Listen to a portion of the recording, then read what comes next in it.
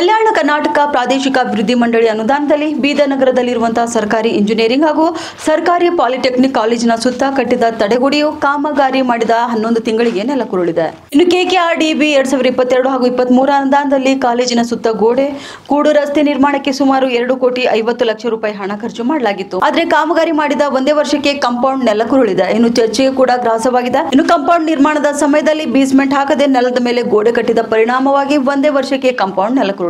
ಇನ್ನು ಕೇವಲ 2 ದಿನ ಬಂದ ಮಳೆಗೆ ಈ ಪರಿಸ್ಥಿತಿ ಆದರೆ ವಾರಗಟ್ಟಲೆ ಬಂದಂತಹ ಮಳೆಗೆ ಇನ್ಯಾವ ಭಾಗ ನೆಲಕ್ಕುರುಳುವುದು ಎಂಬುದು ಇಲ್ಲಿ ತಿಳಿಯದಂತಾಗಿದೆ.